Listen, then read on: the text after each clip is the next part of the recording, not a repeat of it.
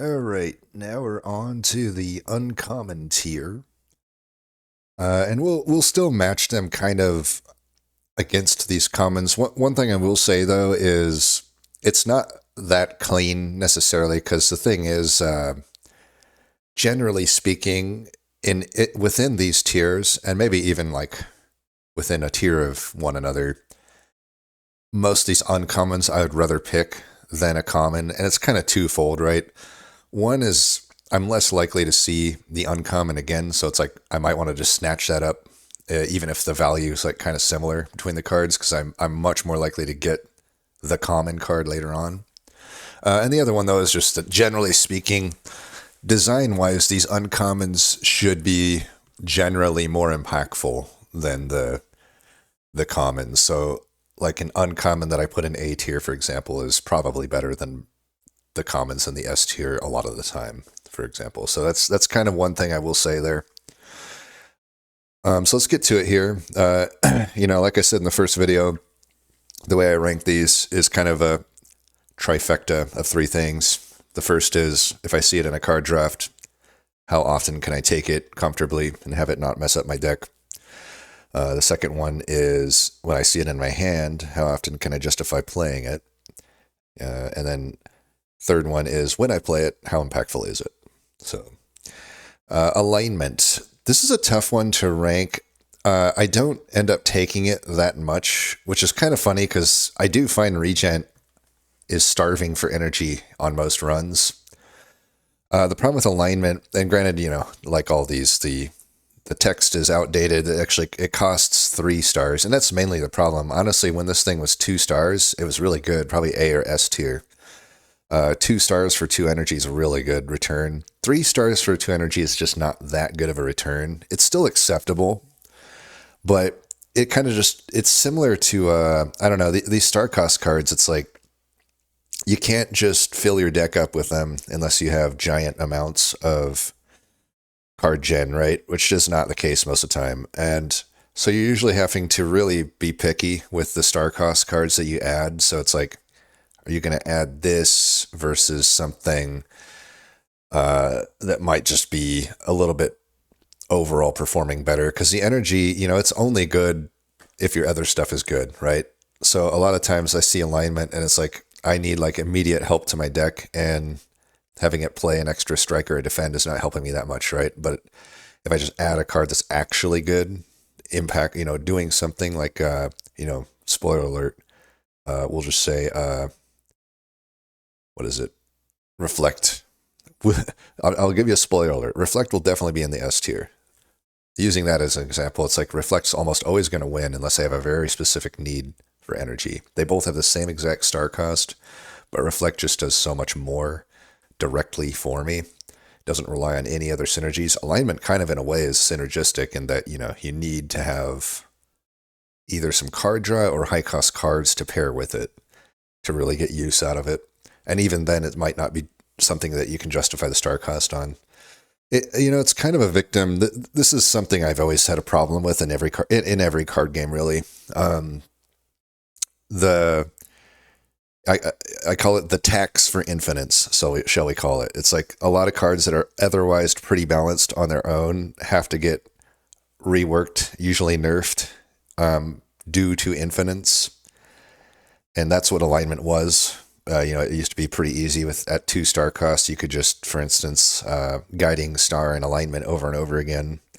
I think it was the original infinite was actually glow, but because guiding star didn't work the way it did now. But now, if it still costs 2, you can technically do it with the.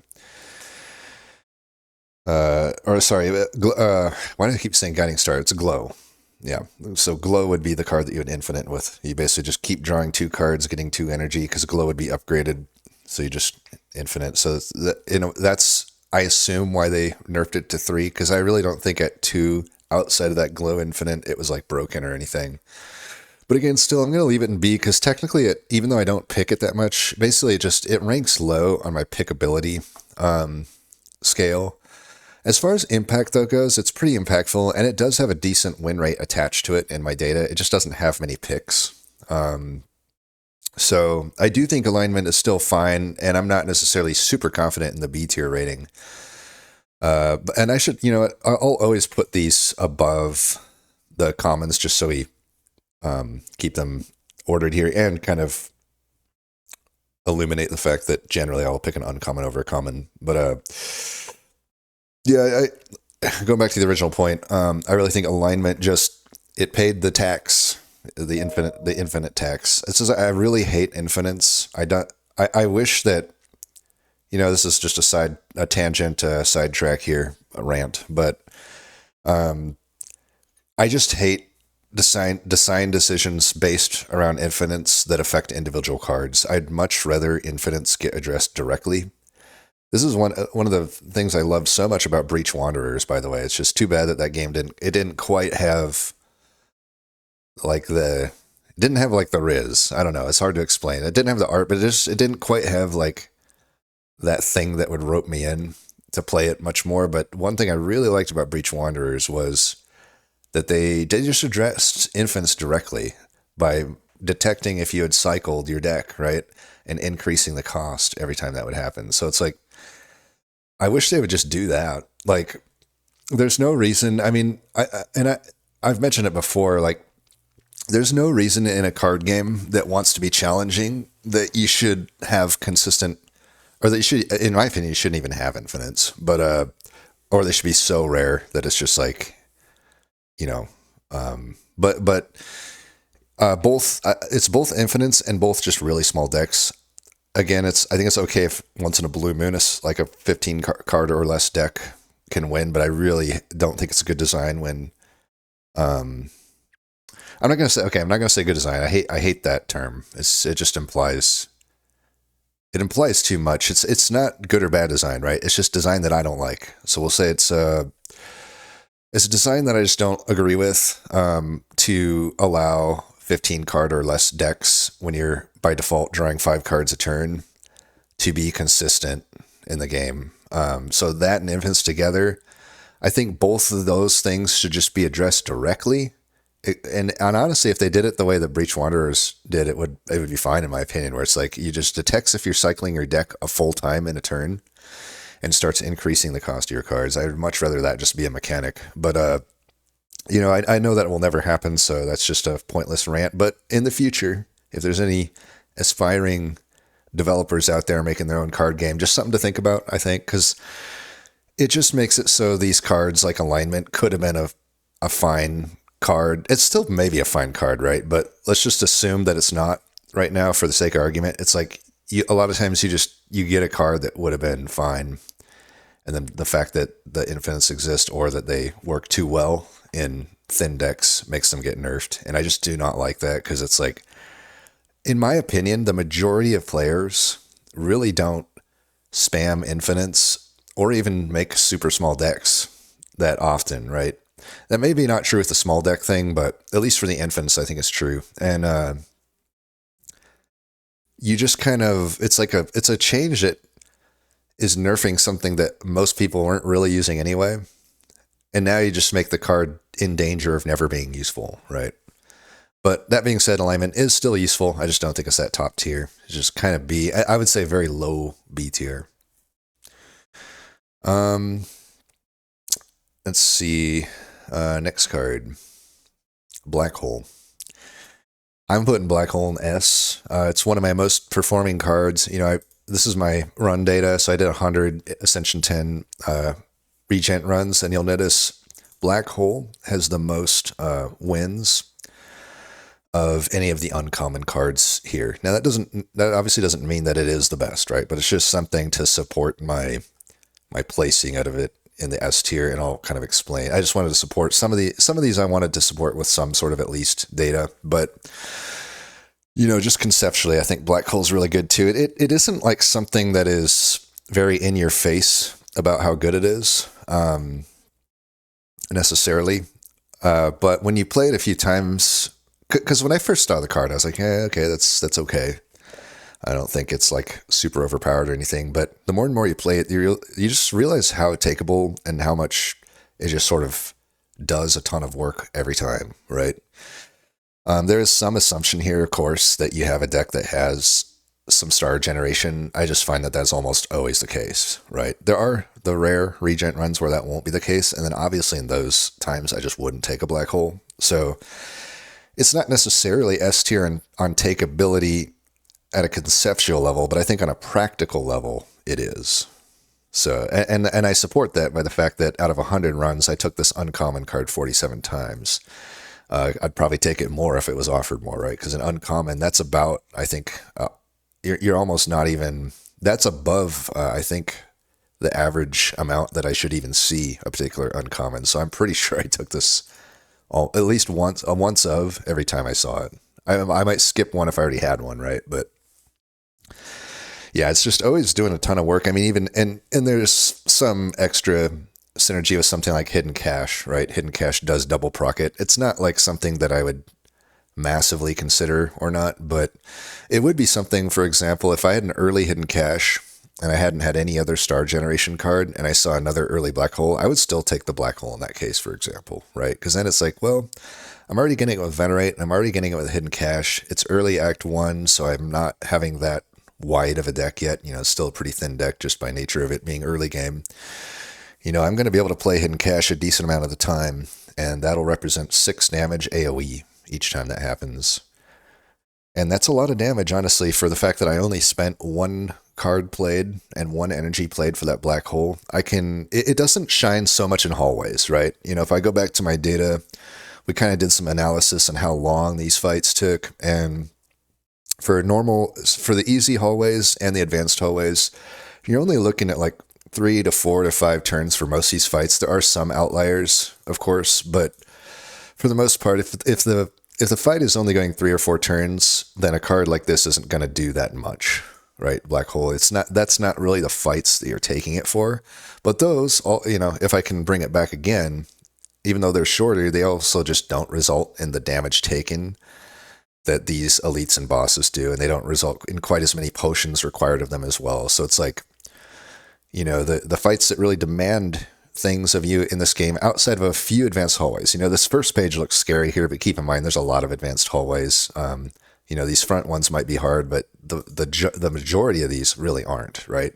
If you look at the majority of these, you're not even losing maybe even more HP than an easy hallway in most cases outside the top 10, right? These top 10 are definitely the ones that kind of you just don't really want to run into on most runs. But I guess the point is, like, I think a card that is geared toward elites and boss fights that is otherwise maybe underwhelming in hallway fights, I think that still is a card that can be worthy of S tier. That's kind of what I think of Black Hole. It's like, it's not unplayable in the hallways, but it's just not performing super impactfully. But in the elites, and especially the bosses, Black Hole is such an impactful play for just 1 simple energy and 1 card spent. And, you know, we're talking, you know, granted the AoE portion of it doesn't matter that much in most boss fights, but, you know, even just ignoring the AoE portion of it, just simply damage-wise, that's usually going to be, could be anywhere from 30 on average, I would say. You know, if I go look at a boss fight, you know, they're usually around maybe 8, 9, 10 turns, or 8 or 9, I guess.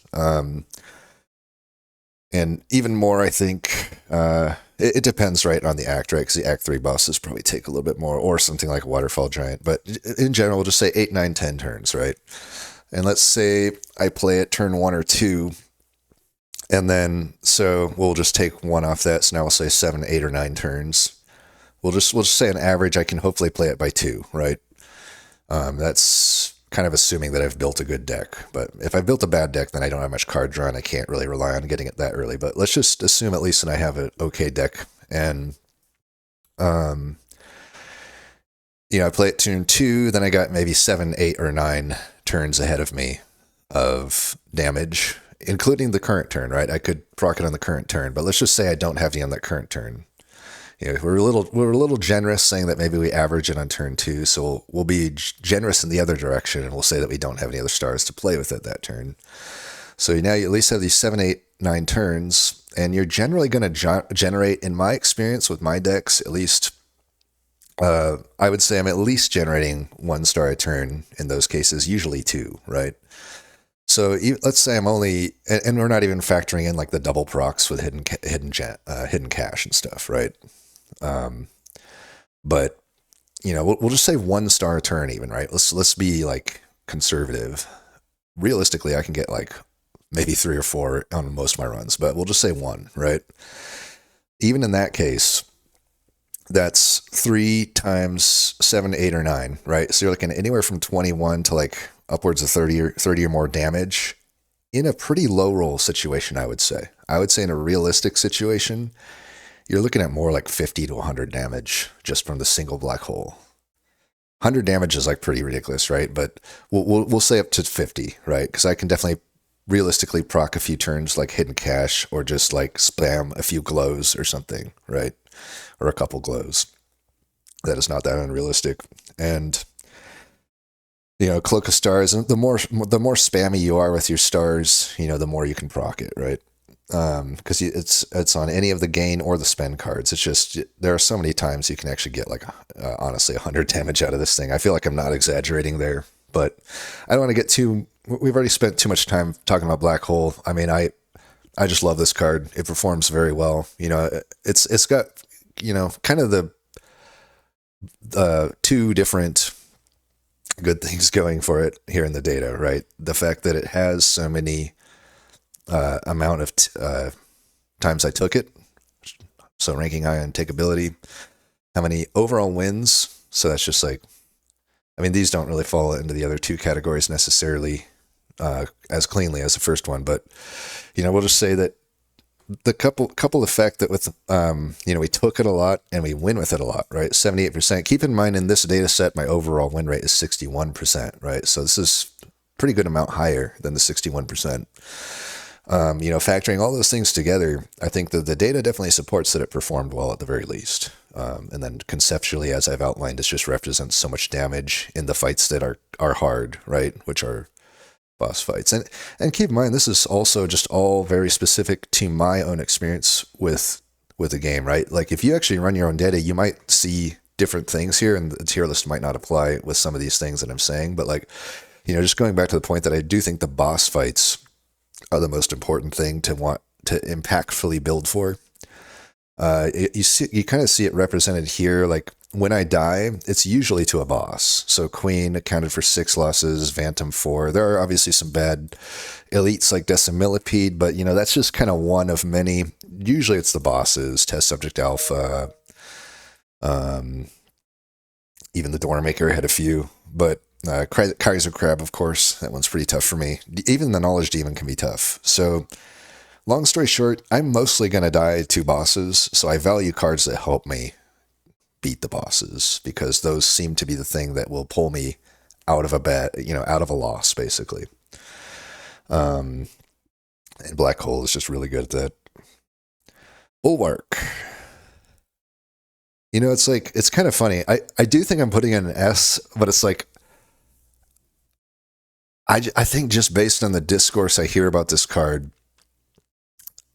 even me putting in an S, I almost feel like I'm underrating it compared to the way that people talk about this card. It's like, I don't know. I don't think it's the free win that it's made out to be. I think it's just a valuable card. It's just like a nice big stat card, but it really doesn't actually. I like I said, I still think it's S, right? I don't think it's as good as Black Hole, but it almost doesn't matter because they're not competing for the same. If you're comparing them against each other, it's like you're either wanting some defense or not. Otherwise, you're probably taking Black Hole, is what I would say. Bulwark, or if it's really early, Bulwark's, the earlier you get Bulwark, the more impactful it is. I do still think it's a great late game card. I just think the stats are a little bit more ridiculous for the early game. But yeah, I think it's a really good card. They did nerf it to 12 block, which I guess is fine. I still would have probably ranked it here, given if it was still 13 block. I don't think it was. I don't think I was outright winning the game in either case, right? But I just think it's really valuable, right? For 2, it's acceptable block. Like I kind of explained in the other video with Glitter Stream, it's like if you compare 1-cost defend cards to 2-cost defense cards, the 2-cost defense cards are always going to be less efficient, and that's how it should be, right? Because you are in the case with the one cost cards, you have to draw two different cards to match the overall output, right? So that's something you have to figure in there. It's like you can't just go 1-to-1 saying like, oh, a defend is a start, or say a gather light, for example. We'll just say, oh, a gather light is a starter card, or not, not a starter card, but it's a one cost card. And it has 8 block. Keep in mind, I buffed it to 8 block since this picture was made. 8 times 2 is 16. So clearly Bulwark doesn't block enough, right? That's like the wrong way to think about it. Because again, you have to draw 2 different cards, right? And that counts for something. With Bulwark, you only have to draw it in order to get to that 13 block. So if it blocked for 16, that would just be absolutely ridiculous, right? And then, of course, there's the secondary effect, which also doesn't necessarily cleanly map when evaluating things. But long story short, it's just really good. It's a solid way to block. You're generally just taking less damage throughout runs if you have a Bulwark, but it still costs a lot, and the energy, it is a 2 cost, so it's not as efficient as just having a bunch of gather lights, typically speaking, if I'm purely talking about defense, right? So that's why I think it doesn't actually save that many runs meaningfully compared to something like a black hole. And I do see that somewhat reflected in my data. Again, I can't put too much stock in this because even at 100 runs, there's a decent amount of variance. But for what it's worth, the Bulwark, it was not taken as much, which that could just be it wasn't offered as much, right? Because with uncommons, it's hard to know. But it did not definitely have the win rate that black hole has. So I do think that that's maybe the only reason I might say that I kind of underrate it compared to most of how people seem to view Bulwark. Like, I really don't think it is actually representing like a free win. But it is still really strong, and it's almost a moot point because, yeah, I'm probably taking a Bulwark most of the times that I see it.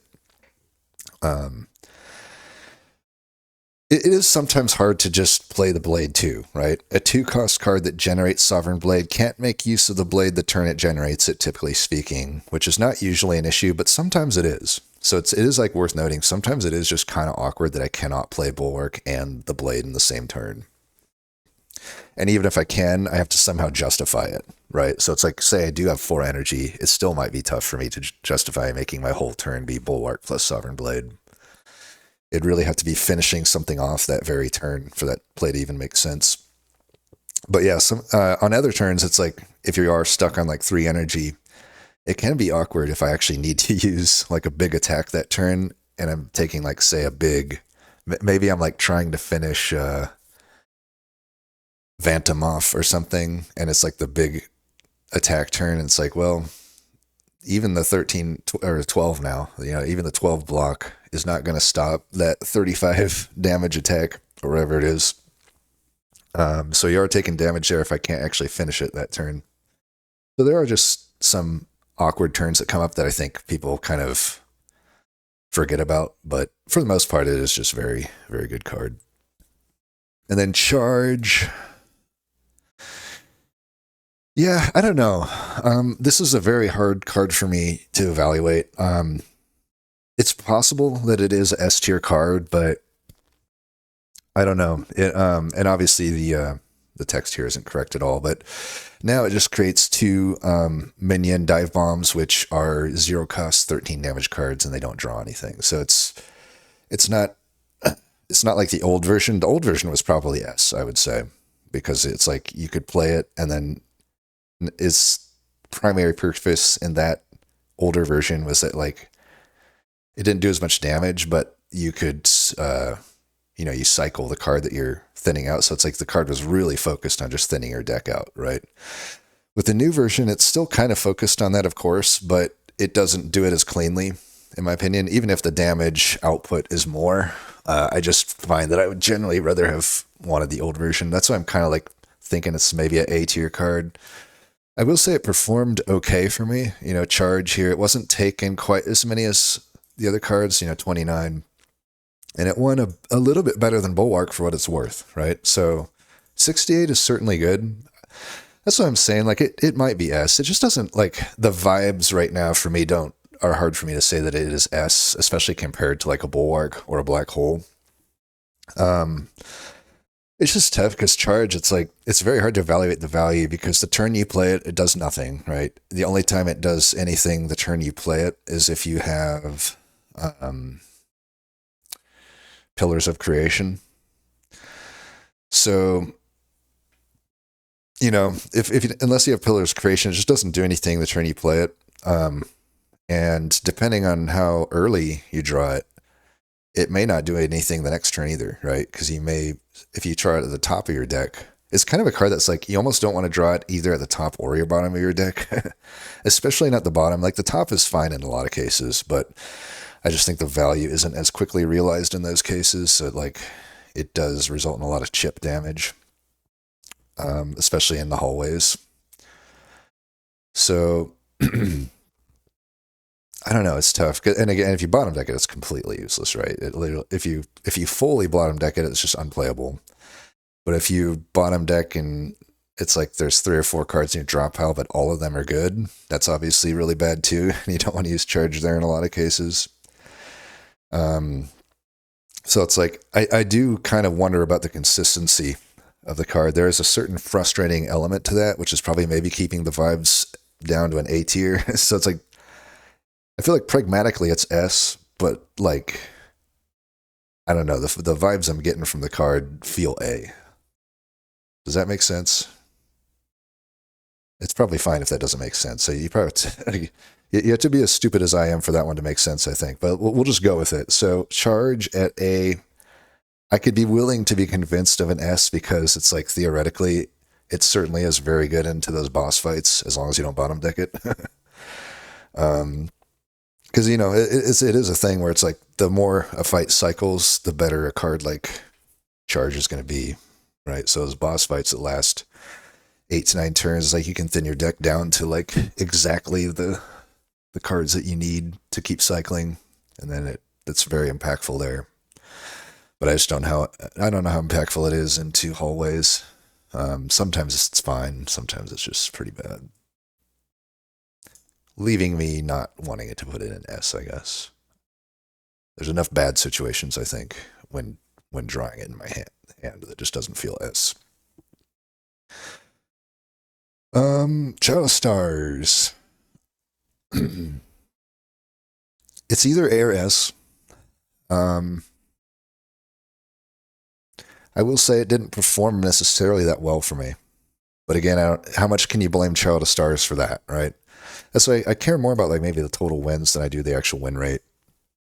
Because I think that tells somewhat better of a story. But still, it's hard to ignore that out of the uncommons we've looked at so far, it's definitely on the lower side, right? I mean, it's not that much lower than a Bulwark, I guess. They're all kind of right.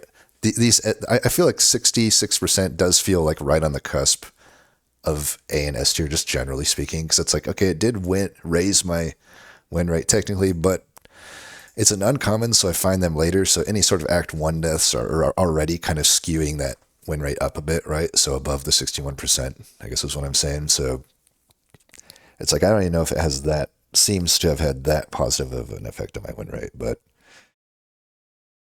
conceptually, it's a very good card. Vibes-wise, it's a very good card. The vibes on Child of Stars are way better than Charge, right? Because you can very much see when Child of the Stars is performing. It's very in your face with how good it's doing, right? I just wonder if it's a little more under the radar, though, similar to Bulwark, these situations that are bad for it, which they come up, I definitely think Child of Stars is easy to take too much. And I think I've probably done that. It's like, I'll think like, oh, I don't have anything other than a star, my starter card right now, which I can never remember the name of, Starfall or something. Not Starfall. Astral. What is the name of that card? Wait, I'm looking at Ironclad. Just looking at something else. How do I get to Regent? Where are you? Oh, okay. Over here. Regent. Cards. Where's cards? Okay. There we go. Falling Star. That's the card I'm trying to talk about. Fucking Falling Star. Okay, so let's say I only have Falling Star in my deck. And then I think I've taken Child of Stars in some of those cases. So I'm like, well, that was just me misplaying, right? So is it Child of the Stars fault that I took it there? Maybe not, right? I'm probably just playing bad. But for what it's worth, I do think that might limit it though, right? If the fact that I made a misplay by taking it um, is happening enough, then it could mean it may not be worth S tier just because it's not as takeable, right? But yeah, it's tough because like Black Hole is so much more takeable early because A, it's just never bad to have early damage, right? But B, it's easier to count on it having some cards already in the deck that synergize with it because it synergizes both on the generation aspect of it, but also the star cost aspect of it. So it's just easier to actually justify using the card because you're getting immediate value out of it. Whereas with the Child of the Stars, if the only immediate value you're getting out of it, let's say you have just have added. Let's do a scenario. Let's say I've just started the game, starting deck, right? And then my very first card offered that is good is a Gather Light, right?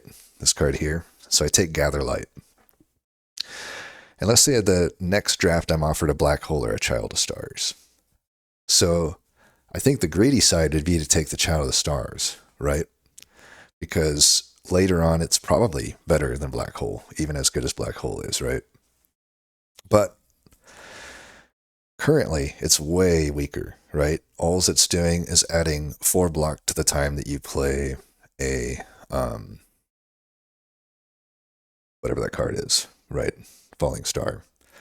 Whereas the Black Hole, now it procs on the Gather Light, but also an extra starter card, right? So, Black Hole, even if I hadn't added any cards, has double the amount of procs that Child of Stars has because it already has Venerate and Falling Star that it procs on. And then I just find I'm more likely to have added something like a Gather Light versus something like taking a chance on an alignment or something, right? I guess it's just easier to add star generator cards early, in my opinion, than it is to add star cost cards. So that's pretty much the deal there. I don't know. Is it S? It is obviously very impactful when it gets going, but I think because it's maybe not as takeable, certainly not as takeable as a Black Hole and Bulwark card, because those cards are just like always almost pretty much able to justify. I don't know that Child of Stars often is, especially like early game, which is often when you see it, right? So that's maybe why I'm going to leave it at S or A. It probably, I don't know, probably should be an S. I don't know. It might end up in S. We'll put it at the bottom of S for now. How about that? Conqueror. There was a time I thought this was S. I still think I'm higher on it than most people are. I see a lot of people putting this in like the very bottom tier,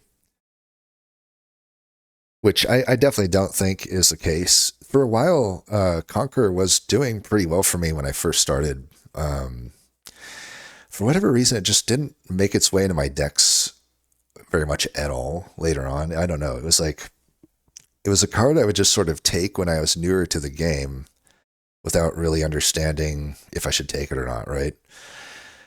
But it would just perform very well. But now it's like I'm almost scared to take it. And I don't know. I could actually be convinced that it's higher than B, honestly. I just, for whatever reason, have not taken it a lot. Probably past win number, like halfway through the data set, I would say I only took it like 2 or 3 times. It's like every take of it was from the early portions of the data set. And at that point, I was early on when I would look, I was like, oh man, I'm pretty sure Conquer is like S or A, right? But the fact that it just is very hard for me to take in so many situations seems like it definitely puts it down to at least a B.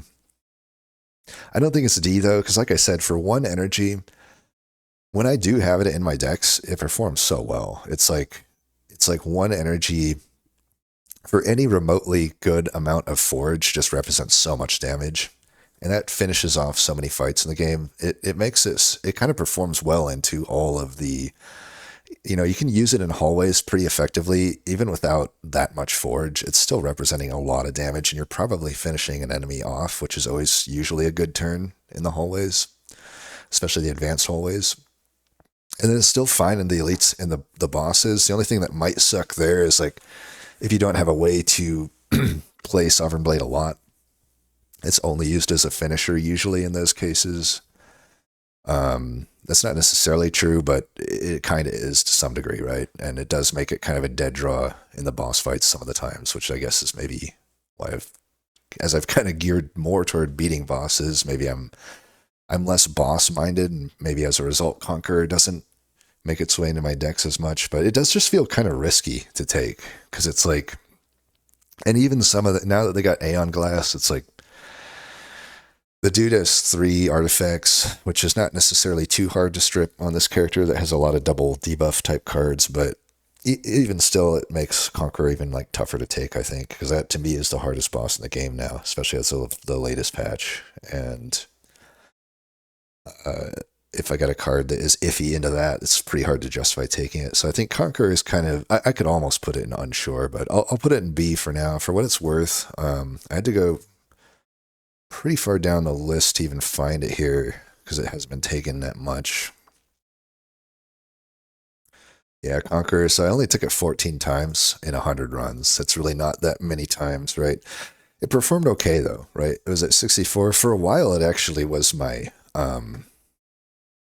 highest. I think it was at like 90. Like I only had like 1 loss with it for a while, and ironically, the only times I really lost with this card are when I quote unquote got better at the game. So I don't know. Maybe it's like better when I was worse because it just pulled me out of a lot of crazy situations. But yeah, as I talk through it, I'm just like, it's really hard for me to evaluate the card. I can't put it above B because I didn't take it enough, and it just seemed kind of not worth taking in too many scenarios for me to actually rank it above B. But for the record, it is a lot of damage. Next one, Convergence. I'm definitely here's another one I think similar to Charge, and honestly, there are some similarities between these cards, but I think similar to Charge, I probably don't put it in the S like most people do. Even though I do think it, like, takeability wise, it's certainly an S. It's very easy to just add Convergence to your deck, right? Pretty much every deck is going to want Convergence. The problem is I just don't think it actually is super impactful a lot of the time. The problem is it's like similar to Charge, it does absolutely nothing the turn you play it, and Convergence doesn't even have that Pillars synergy to have it provide some immediate benefit, at least in some cases. So it already has that going against it, which is a pretty big downside, I would say, right? It's not enough to limit a card from S tier entirely. It's not enough on its own, but it's enough that it makes it very hard, in my opinion, for the card to make it into S tier. Because it's just like, at least with some of these other delayed benefit cards, it does something the turn you play it. You know what I mean? Like it might do some damage or some block. But Convergence doesn't have any of that. It only does something on the follow-up turn. Now, granted, retaining your hand alone is a very good effect, right? And then, of course, it's just kind of icing on the top that you get energy. And I mean, energy is a significant thing too, right? And then the stars may or may not be significant, but usually they are. So it's doing a lot of good stuff for you, right? It's a valuable card. Certainly a valuable card, but I just don't think it's actually an impactful card a lot of the time. It is obviously impactful if you retain a card that allows you to win, but if you're not having a very specific reason to retain a hand and have that be a powerful thing for you, I don't know that just simply 1 energy, do nothing the turn that you play it, and then just get an energy and a star the next turn. If that's all I'm getting out of it, I don't think it's actually that impactful. It's just like an okay way to get those resources, but so I don't know. And again, maybe I took it too much. Maybe me saying that it's takeable has limited the value on the card. I'm totally willing to maybe accept that, but it is certainly a good card. And honestly, if I have a couple of them, it's even better because then I kind of basically make a runic pyramid out of my deck in a lot of cases with how I can chain retain together. But yeah, I don't know. It is a card that it's like the with a lot of these other cards. Like if I add a Bulwark, say I'm on low HP, like 15, 20 HP, and I'm like in a rough situation, like I don't have campfire coming up and I have to get through like a fight or two. Uh, if I want to see a card, absolutely, I'd rather see Bulwark than see Charge or Convergence. Probably want to see it even more than Black Hole, right? But certainly more than Charge and Convergence. It's like I am on 20 to 15 health, one bad turn, and I'm gone, right? So like Charge and Convergence, they just aren't giving you the impact that you need to survive that situation. So I think the truly great S tier cards are usually pulling you out of that situation in a lot of cases. I'm not saying it can't, right? So it comes down to the retain. I think it's like if the retain can make me all of a sudden super powerful, then sure, the convergence is very impactful. But it just isn't always the case. Whereas a bulwark's always going to be impactful in that scenario, no matter what your deck looks like. So I do think I limit it to A, whereas a bulwark is like a S. I think there is a clear distinction in those tiers. Devastate. Should we go D for Devastate? I mean, honestly, it's probably C. It's not good. It's certainly not great. The only question is it okay? Or does it just suck? I don't know the answer to either of those questions, but I'm going with okay for now just because even though it really sucks that it costs 4 stars, I mean, if this thing costs 3 stars, now we're cooking, right?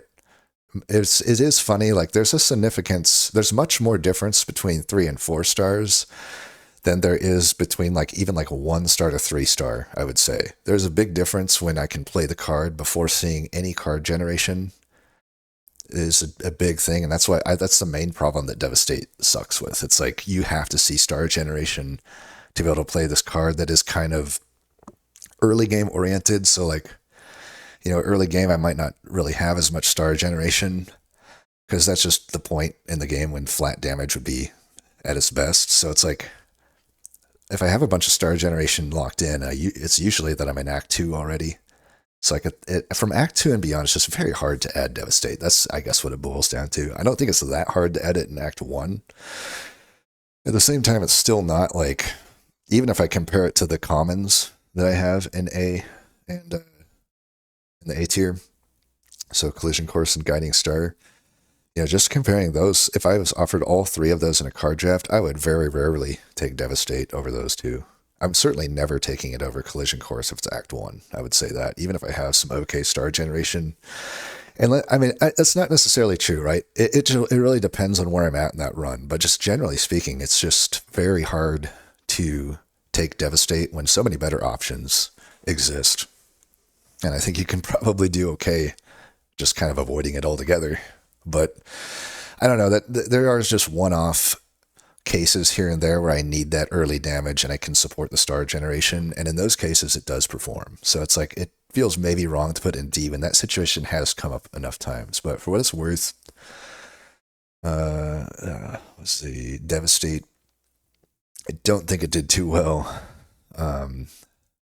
in the data. Let's just do it by name. I don't know. I probably have to go like really deep on that one. Wait, didn't I say name? Oh. Devastate. Where are you?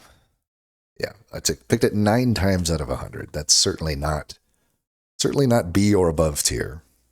And we're pushing it, even putting it into C tier. It did not perform very well. It had a lower win rate, which again, we kind of treat it almost as a common because it's just a card that only makes its way into Act 1. So I do actually give it some leeway there with the win rate, but it is lower than the 61% by a pretty good amount. Granted, the sample size is really small, so it, again, doesn't mean much either. But we'll barely keep it in the C. It's on thin ice, though. Like, it is so about to just shatter down to D tier. I mean, it is named Devastate. It kind of... But that would be low-hanging fruit to put it into D tier just because it starts with a D. We'll keep it in C for now. Furnace. That's another... Okay, I feel like the C tier is becoming clear to me now. It's like, yeah, Furnace is not D, right? It's not unuseful. But it sure isn't good, is it? Like, it is just the worst. One of the worst forge cards. But sometimes, the thing is, here's the thing. Where does it perform best? That's right, into boss fights, which is a thing I have to, is just the only thing that kills you in the game, in my experience, generally speaking. So, into the boss fights, it's not bad, because that fight will go on long enough that that forge is worth it, even if it's really slow at getting there, right? But certainly, 7, 8 turns in, that's 7 times 4 at the lowest, so like 28 forge or whatever that is. 28, right? Yeah, I think I got that. We'll say it's right. 28 forge is certainly okay for one, right? You're not going to find any forge that has, it's still that's about on level with the smith, though, for example. It's actually a little bit below it. That's just something worth considering. So even in that case, it might not outperform something like the smith, but it is technically pretty good damage into bosses. It's just way too slow, and generally speaking, for the hallways. So it's pretty useless into the hallways.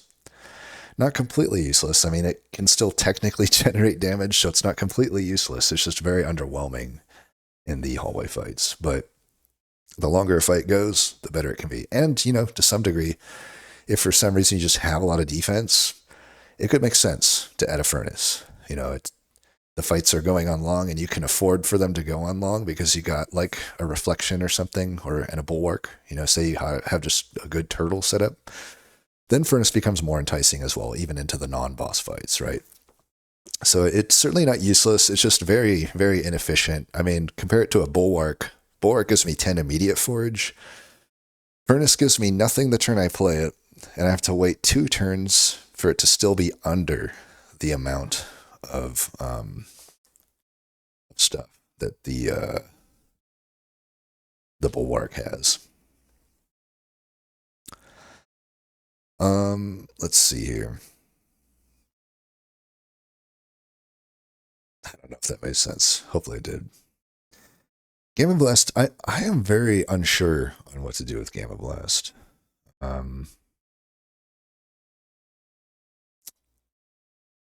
It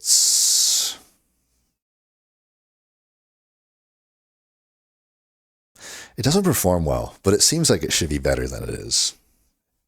Like if I go down here, was Gamma Blast?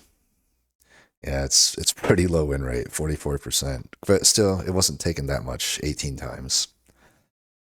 But again, if I've only taken it 18 times, it just feels like it doesn't feel massively better than the starter card, but it costs more, right?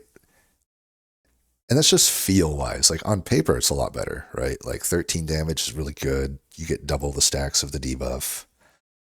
But I don't know. It's still like it is a 3 cost, and if you already have Falling Star in your deck, as far as the turn you play the card, it doesn't actually change much to have the extra stacks of the debuff. So it's like you're just kind of paying a little more stars for mainly some more damage, and the damage isn't that much.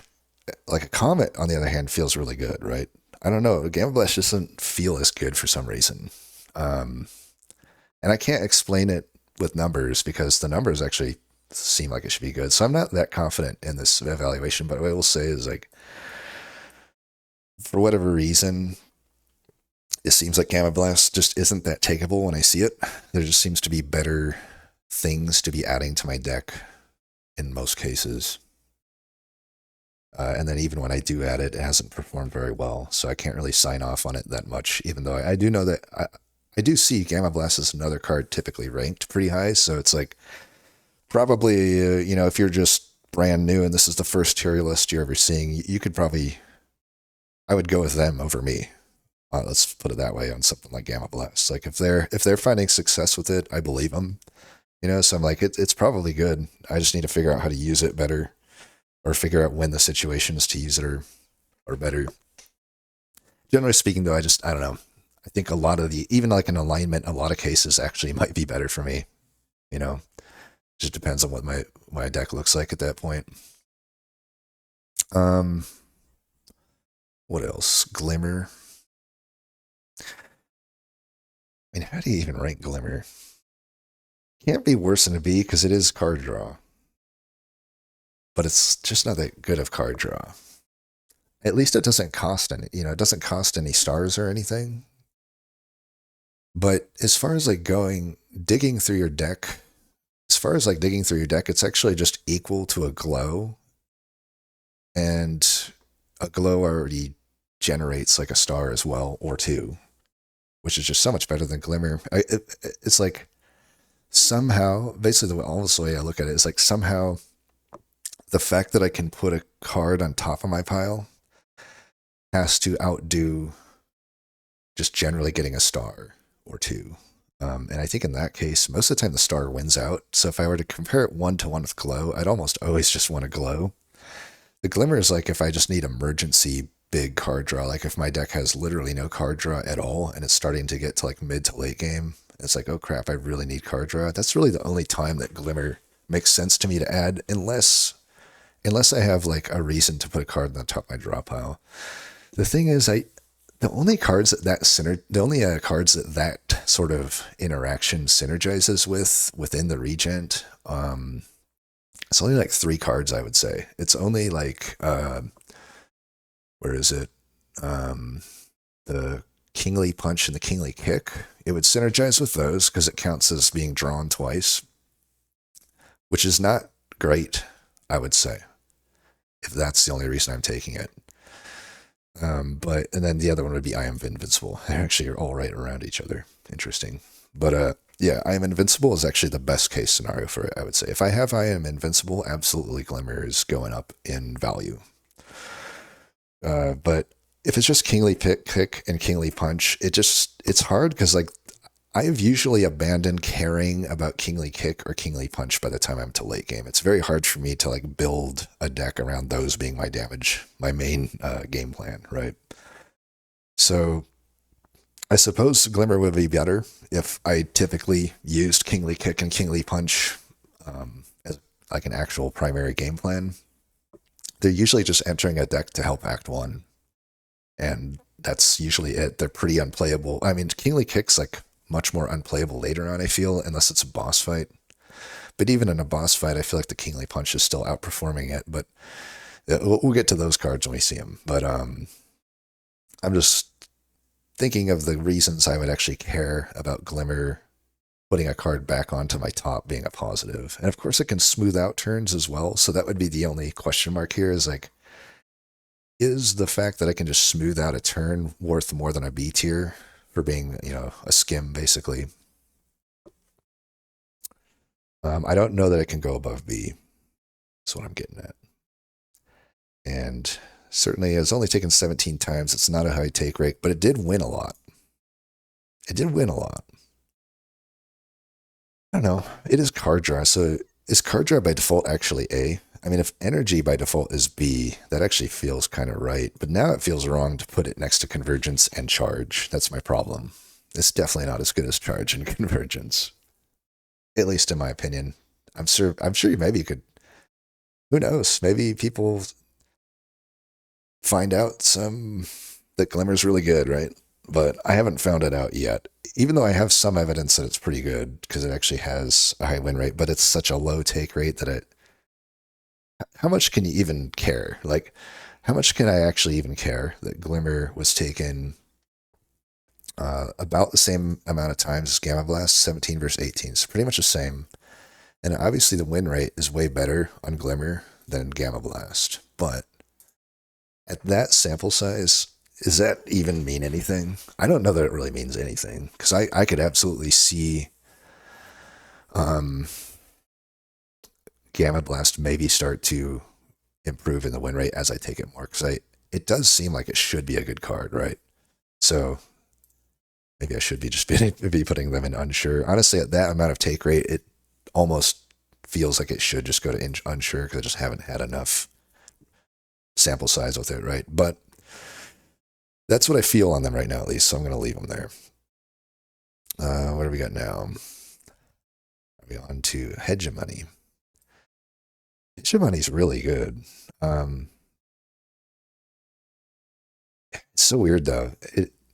It's like, it kind of does the things that I'm criticizing charge and convergence for not having. It actually does do damage the turn I play it. And it has a really good effect on the follow-up. So just by that alone, you think I would be ranking hegemony above charge and convergence. But I'm still like hesitant to do that, I feel. As good as 2 energy the next turn is, the fact that I have to pay 2 for it is something, even if I am doing 15 damage a turn I play it. It's a big commitment, and it does often result in HP loss. I mean, that's my general problem with charge, convergence, and hegemony, is that they very often do result in HP loss. The thing is, with hegemony, the fact that it costs 2 almost cancels out the fact that it does 15 damage, because it's like, sure, there are situations where the 15 damage would save me from taking damage, so it has that advantage over charge and convergence. But on the flip side, if I don't have lethal of 15 damage on a turn, realistically with the energy I'm about to spend, then in that case, hegemony is worse than charge and convergence, I would say. Because it's like spending 2, that a lot of times means I can't, like, maybe use a bulwark, for example, right?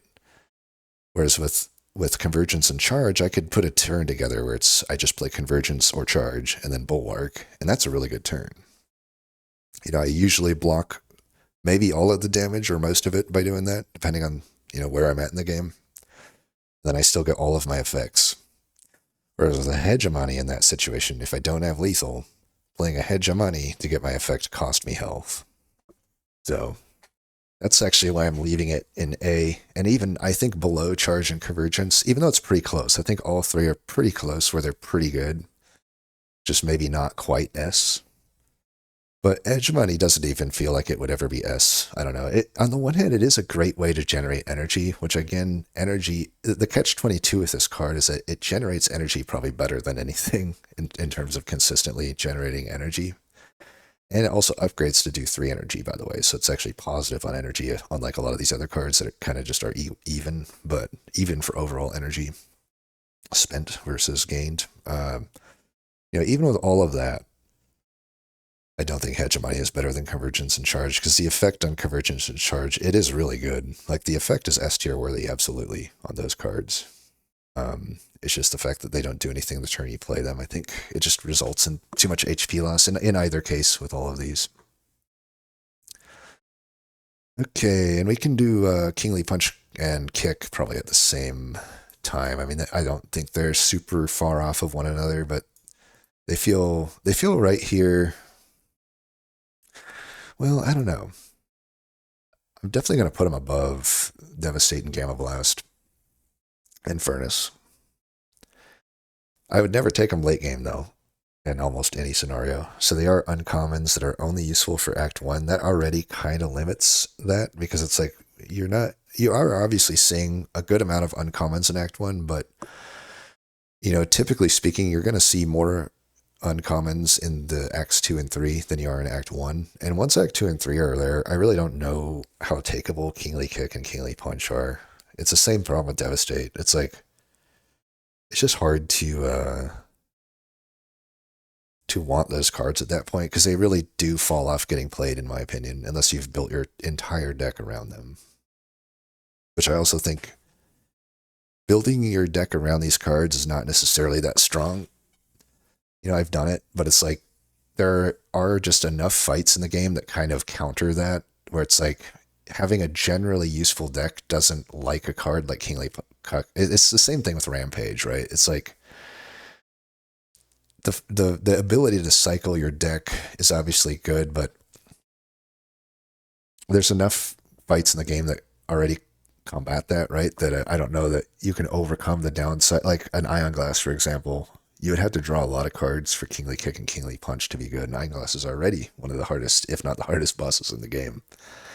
And is a Kingly Kick or a Kingly Punch going to win you that fight against a guy that has like almost 600 health? 3 stacks artifact and all this other stuff. Like, I really don't think that those are impactful cards enough to build around in most cases. So they're just taken as general value picks for Act 1, and I don't even think they're necessarily amazing at that. They're certainly good. Like, they would win out over Devastate, I think, a lot of the time, unless I had serious star generation. But in between them, I think I prefer Kingly Kick because I do think Kingly Kick, even though it's like overcosted the first turn you get it, it's still like resulting in you able to make lethal that turn, which I think saves you HP more than the Kingly Punch does. The Kingly Punch is obviously better efficiency at pretty much every stage, but one and I think they buffed it to more than 8, right? Isn't it? What do we do? Common 8. I guess it's at 8. Thought they may have buffed it, but maybe they didn't. Maybe I'm wrong. Okay, so anyway, whatever the case is, they buffed the amount it gains. I see. So it was buffed to 4. Right, that's right. Okay, so it's like, which is not a giant buff in the context of the first turn you get it, right? So it's like, first turn you get it, you're getting 12 damage, which is good. It's not a horrible Act 1 card to have. So in terms of Act 1 cards, in some cases, I almost want to split this out. I used to do this when I gave more effort at these things, but I used to split it out between Act 1 and like the rest of the game. And maybe when I do a more refined tier list later on, after maybe I have like 100 more runs under my belt, which is going to be a while because I can't actually spam games that much these days, but we'll see. Maybe things are worth splitting out into Act 1 and Act 2. Because honestly, in Act 1 and Act 2, Kingly Kick and Kingly Punch rank probably like A tier. But overall, I don't know. I think C tier seems a little more appropriate.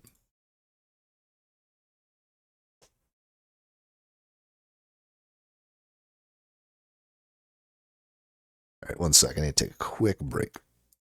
All right, I'm back. Had to hydrate myself, which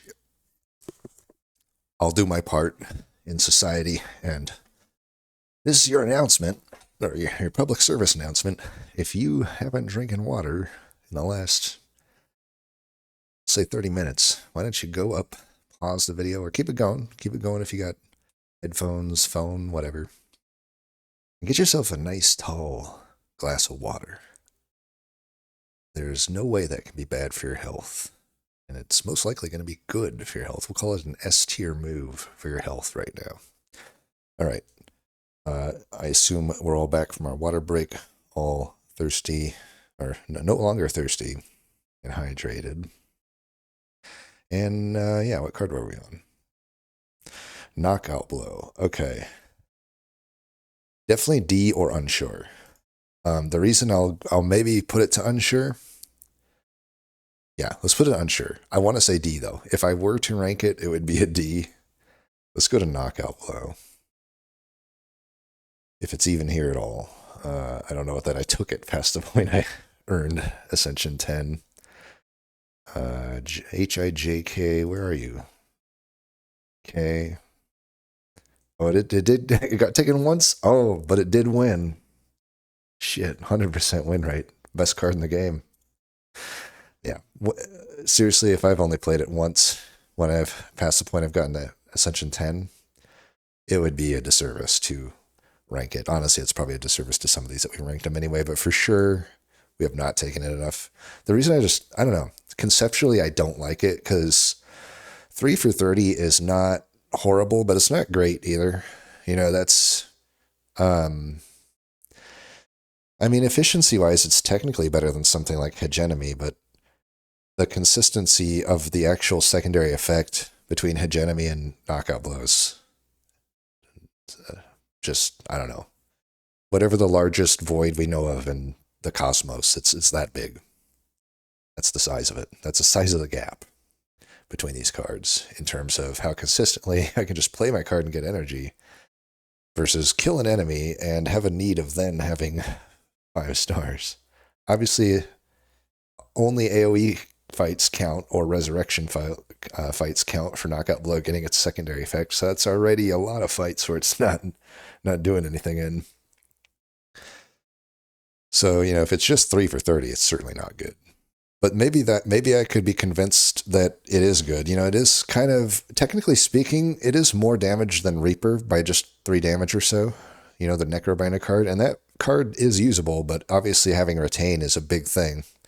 Now, if this card had retain, we're talking. Now I want that card early at least, maybe even late. That's really good if it had retain. But as it stands, I just don't think it's very good. But I could be convinced on a card that I haven't taken that much. I'm never that confident, and in general, I'm never confident when I rank something low, because all it takes is a player to win a lot, like basically a ton of runs with any of those cards to make me convinced that they are actually good, right? So I could see that maybe there's maybe 3 for 30 isn't as bad as I'm saying if it's just doing that in a fight. That's the main thing to evaluate, because obviously the star effect is good if I can proc it, but it's like it's just hard to build a deck. I mean, when I build a deck, I'm trying to keep in mind what my star generation is compared to my star cost. And I can't start adding star cost cards counting on this card to be generating stars, So it's like, it's just kind of, the star effect is like, you can't build a deck around it. So what is it even doing? It's just excess stars in most cases. It's probably at its best with like maybe a Stardust or something, or whatever it's called. I think it's called Stardust. Yeah, Stardust, the X cost star card one. So it's like, in that case, you can probably make use of those more likely. But in most cases, you're building a deck so that it can't just brick all of your star cost cards and turn them into curses. And in any single, single target non-AoE fight, which most of the bosses are, this does nothing other than 3 for 30. So I think it's D, but you might be able to convince me of it being higher. But we'll put it in unsure. And only casuals play multiplayer. Just kidding, but seriously, I do not. I've never booted a multiplayer once, so I couldn't tell you about the Largess card. Lunar Blast, I'll probably put it in unsure. I'm pretty sure I have hardly anything with, just one run there, and we lost. So maybe we'll even put it lower than Knockout Blow. But it's a card that just is weird to me. It's definitely a card I could be convinced of that is good, though, right? I will say, when I randomly generate this card, it's actually pretty good. But the thing is, like, usually if I'm doing that, I'm running like Jackpot plus additional like Spectrum Shift and stuff. So it's like, I often am able to like generate like a monologue that turn, which is another card I just don't really add to my decks. So usually if it's like a turn where I can somehow weave a monologue in and play a bunch of skills, Lunar Blast does a ton of damage in those cases, but it's almost like kind of hard to even conceptualize to me a deck that can consistently make use of Lunar Blast. I think as I get better, though, maybe it'll become more clear. 100 runs is still not that much in the grand scheme of things. So I'm going to maybe need 100 more to know about Lunar Blast. But it's like, I could see there might be some sort of lines that exist, some common card addition patterns, I guess, shall we say, that result in a lot of skills.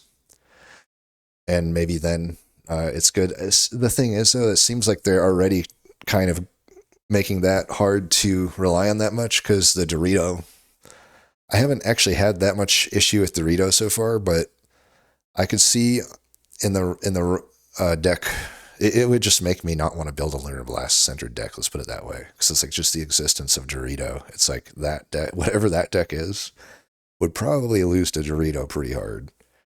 So it's already one decently chance of finding that fight. And Lunar Blast, I can't imagine it's like a late game card. Maybe it is, but I would imagine it's like an early to mid game card that you have to have some synergy with, but then can just be good early damage. I mean, I suppose if you get some infinite going, then Lunar Blast is good, of course. But if you have an infinite going, aren't you just winning anyway? So I don't know. I don't think it's very good, but I'll leave it in unsure, because I just don't. It just is hard for me to evaluate that one when I don't really ever build around it. Manifest Authority.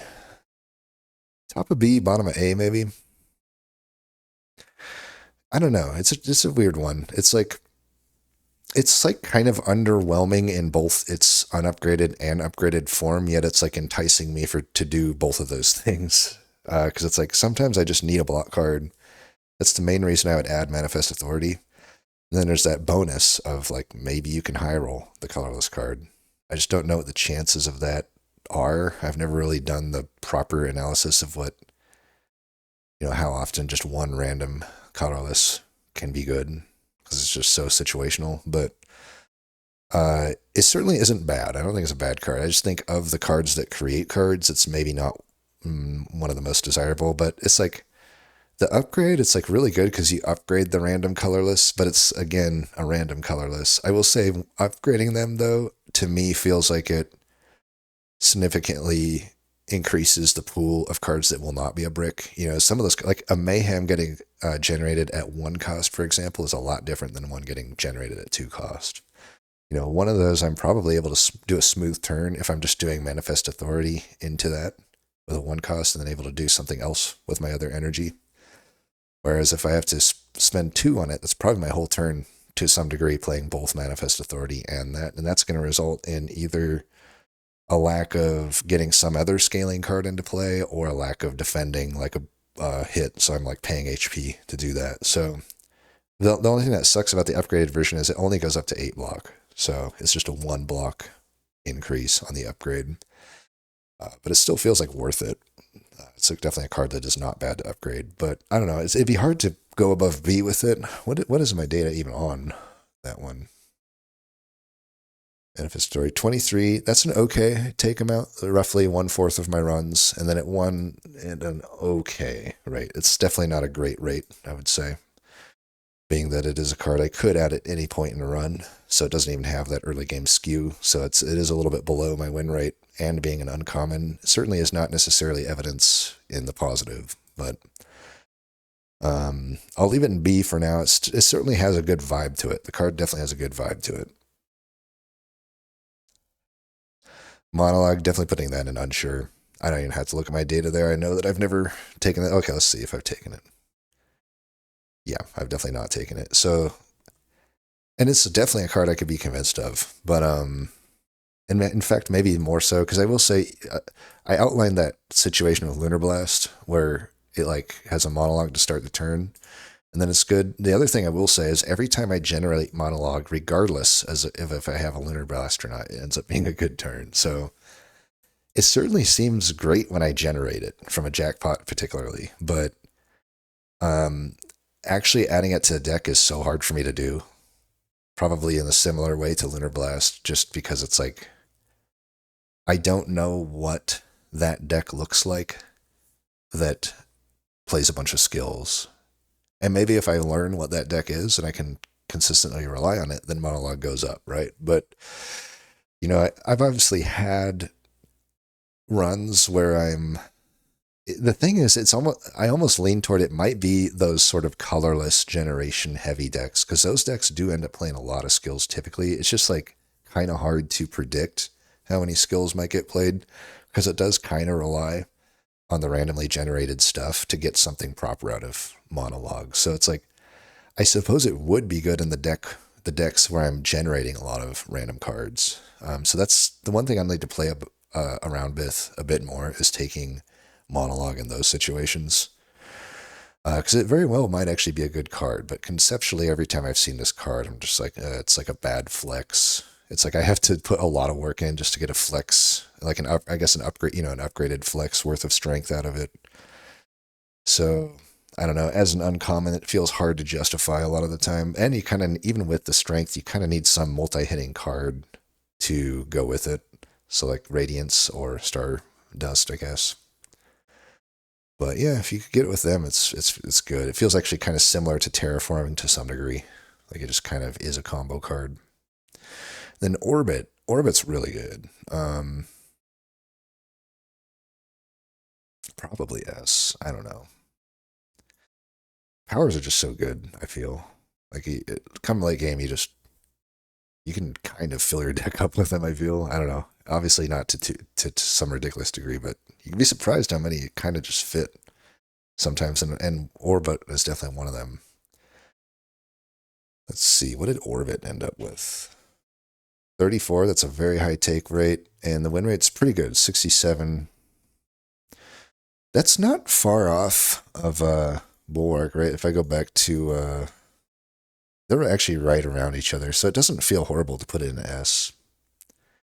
It's just a lot different though than Bulwark, right? I'm getting front loaded value with Bulwark, whereas Orbit, I have to spend a couple turns to actually go positive on the value. It helps to upgrade Orbit, of course, right? It's a very high priority upgrade. Any upgrade where you take a power from 2 to 1, in my opinion, is a top tier upgrade. And Orbit is definitely no exception to that.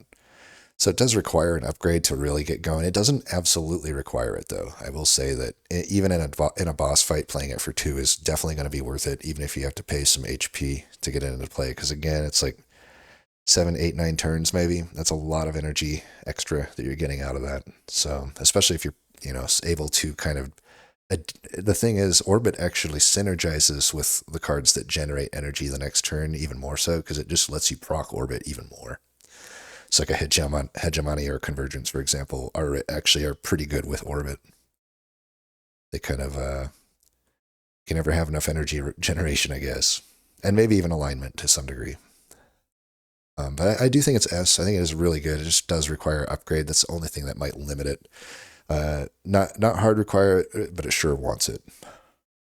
Whereas a Shadow Stars doesn't necessarily need an upgrade, even though it is very good upgraded. Pale Blue Dot. I think S. It's weird.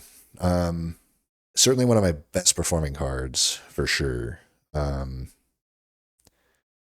there, I don't know. So, Pale Blue Dot, taken 1/4 the time, 25, but the 84% win rate. That's one of my highest win rates for any card that was taken like a fourth or more of the time.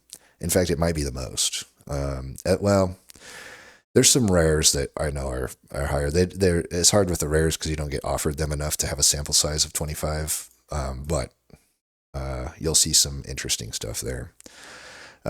We'll get to that in the other video though. So still sticking to the uncommons here. So Pale Blue Dot, I don't know. It's a card that seemed horrible to me the first few times I saw it. So I will say also it probably would have a higher sample size than 25 had I started with my current knowledge. Like, because probably the first half of that, I just kind of avoided the card for the most part, unless I really needed a card draw. Because it was similar where it was like, I don't know what type of deck is playing 5 or more cards a turn, but then what I found out is usually any type of deck is playing 5 or more cards with Regent in the late game. That's just how it is. You have these cards, even if you don't have energy, you have the stars probably going on at least, and you have a lot of 0 to 1 cost energy cost cards that cost stars that will usually result in you playing, even on 3 energy, 5 cards a turn. So it's like, as long as you can do that, it's really good, especially when you consider Pale Blue Dot upgraded just doubles the effect. So it's a really high priority upgrade. And if you can just upgrade one of these, most decks without much effort required, you now just expanded your hand size to 7 minimum. So you're drawing 7 cards each turn. That's amazing. Like that would be a top tier boss relic, and you're playing 1 energy to get a top tier boss relic into play essentially. So I definitely think it's S, and it might even be higher. It's just I kind of caught on to this card halfway through the journey, so the sample size isn't quite as much as the others, but certainly has performed well every time I've taken it. It's like some of the best card draw in the game, but you don't take it early. I will say that. Definitely don't take it in Act 1 usually, unless you really know that you can proc it. But certainly Act 2, it starts to become considerable. Act 3, it's an auto take if you don't have one already at least. I've ran 2 of them before. It's not bad either. Just having a full hand every turn. It turns out that's pretty good. But yeah, Pale Blue Dot is definitely S tier. Perry might be one I've taken the most that I would still rank as unsure, if that makes sense. Like, yeah, 15 times. I mean, it's enough that I should be able to rank it. It's performed very well.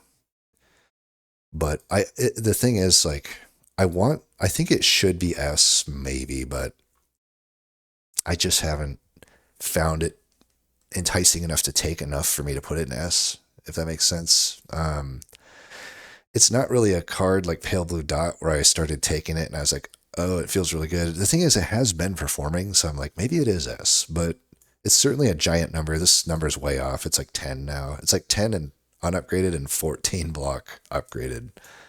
Um, the problem is, I think I'm only taking it in a deck that would play Sovereign Blade multiple times per card cycle. If I'm only able to play it once per card cycle, it doesn't seem worth it. And the thing is, it's in those cases, I'm usually not even playing it once per card cycle, unless that's the only way to get the block. Because it's actually not necessarily, even at 10, 1 for 10 is fine, but it's like a delayed 10. So it only really is like a good defensive card value wise if you play that blade at least twice in a fight, I would say, even with the 10 block version of it. So that just makes it a lot of fights. Like, if I'm not specifically running summon fourth or like the hammer, the hammer that creates colorless cards, those in particular would be the cards that would make me usually take parry. If I don't have them, maybe if I have a cosmic indifference and I'm pulling blade out enough, it still might make sense for parry. But if it's just like a normal deck that isn't like able to spam the blade, I don't think parry is very good. And it even feels wrong to put it in A just based on the low takeability, I suppose. Um,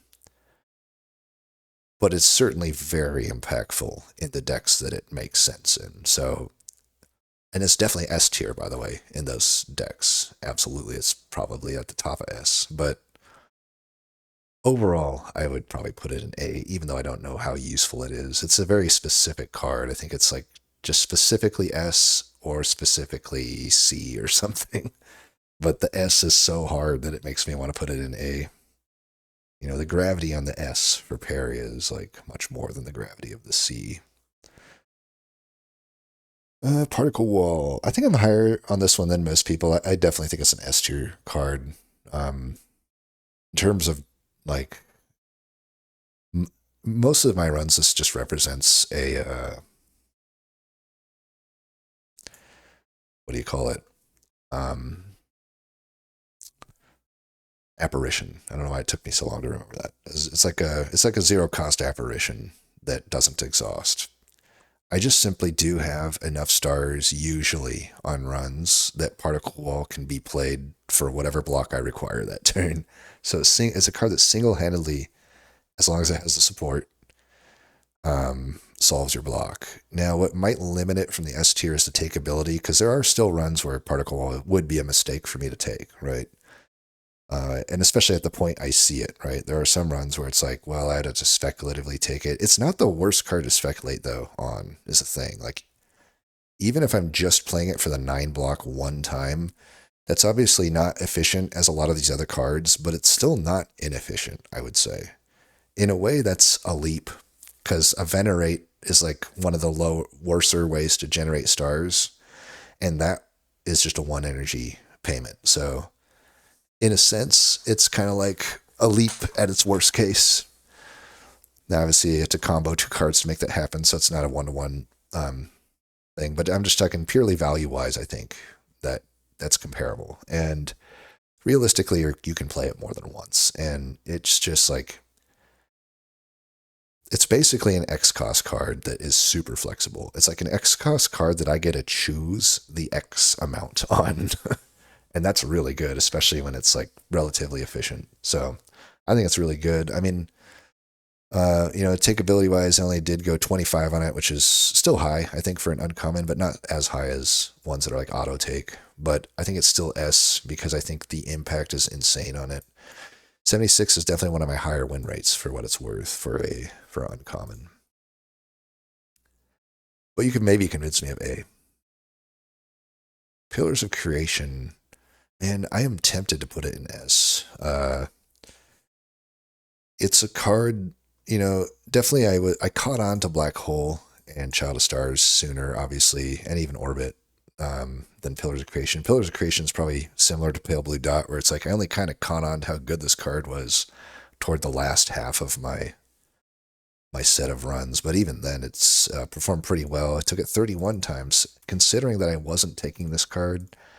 And at least I would say like my first 25 runs, maybe. That's a pretty high take rate, and it performs very well, 70.9. You could also argue that because I took it in the back half of my run, it just naturally has a higher win rate too. That's another thing that's tough about with this data. That could be true on a lot of these cards. Even Pale Blue Dot to some extent that could be true because if obviously I won at a much higher rate on the second half of my runs than the first half, and if it's a card I didn't use in my first half, in the second half, it might just be piggybacking on that win rate. You don't know if it actually is contributing to it meaningfully necessarily, right? But I have a pretty good idea with these type of cards. It's pretty obvious that most of the time I take them, they provide so much value.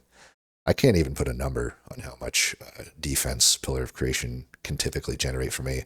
I could probably say like 10 or more a lot of the time in a turn is like not that ridiculous of an average if I have the proper deck for it, which usually I would. Usually I just would. There's so many things that generate cards, and transforms also count as generation. So it's like there's just so many ways to proc it. So I think it's S. But you could probably convince me of A just because obviously it's not going to be useful in every deck. Prophesize, I think I would go unsure. I wouldn't be surprised. Everybody's pretty low on this card, and I would say I am too. I am pretty low on it as well, but I wouldn't be surprised if maybe people eventually find out that this card is busted. I mean, just by the nature that it draws 6 cards, upgraded it draws 10, which is just a guaranteed full hand. So like that card text alone makes it potentially S. It's just the fact that it costs 2 is the big question mark here. But certainly in a deck that can actually use this, it's insane. I mean, it's like a scrawl that doesn't exhaust as long as you can make use of that, as long as you can cover the cost of the energy. Void form makes it pretty easy, I think, to take a Prophesize, for example. Just starting a turn with Prophesize, getting a full hand is not too bad of a deal because you still got the follow up free card, and then maybe you just have enough resources to play other things. So I think it's like potentially pretty good. I just don't know the consistency of it. It just feels so hard to play. It's like, yeah, I can draw a bunch of cards, and unless I'm just abundant on energy, or if most of my stuff is like 0 cost, star cost type stuff, outside of those situations, it's not very useful to like look at a bunch of cards and not be able to play any of them, right? So that's the problem with the 2 cost. But I'm gonna put unsure because I don't think I took it that much, and it did it. The rare times that I had it, it did pretty well. I guess 2 times. 2 times I took it, 100% win rate. Clearly, it's just the best card in the game. But no, obviously not. We're gonna put unsure. We haven't played enough with it. Kazar is interesting. It's felt inconsistent to me. It's usually really good or pretty useless. Not really much in between. So it kind of almost is in B.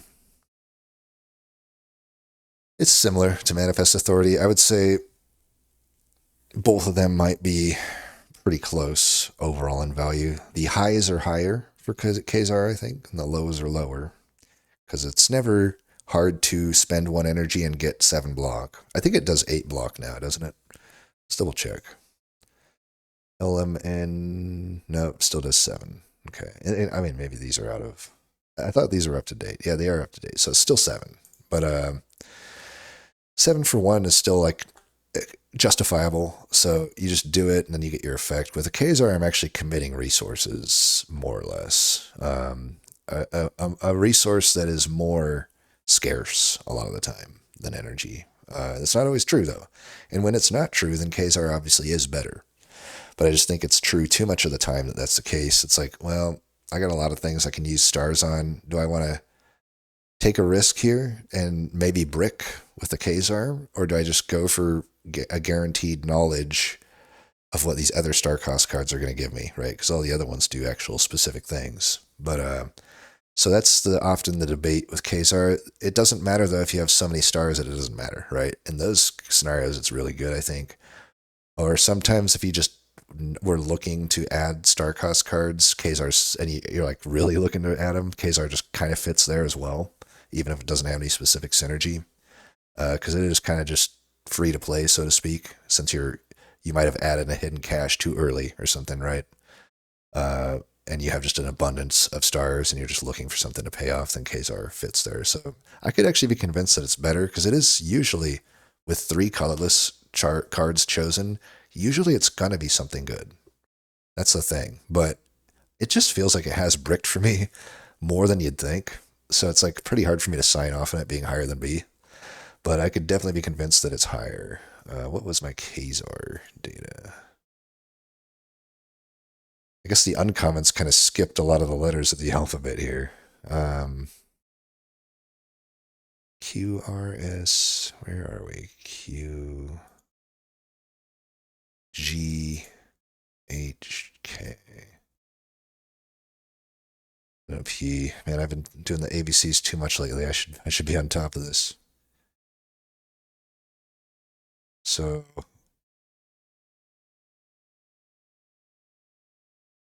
don't know why that was so hard for me. 13. Performs okay, but again, 13. It's not at the threshold of meaningful data. None of these necessarily are, but I feel like arbitrarily like 25 or more gives me it's like double this current size of Kazar. So it's like, I don't know. Obviously, you still can't even tell that much from 25, but I get much more information, I think, from 25 than 13. So it's like you can almost argue unsure with Kazar, but I would leave it in B for now because I do kind of feel that's just what it feels like to me the times I played it, which 13 is, I guess, enough almost to make me want to rate it. So like it's like slightly around, potentially below the threshold. Let's put it that way. All right, 1 second. Be right back. All right, sorry about that. But yeah, Kazar, B. And then Radiate. Radiate has felt very good a lot of the time. It's definitely useless some of the time. It's actually kind of hard to know when Radiate will actually perform because I do feel you usually. I feel like a lot of the time with Radiate, you might be adding it in Act 1 very hopefully, we'll say. It's like, let's say I just have my starting deck and that scenario before where like Gatherlight is my first choice.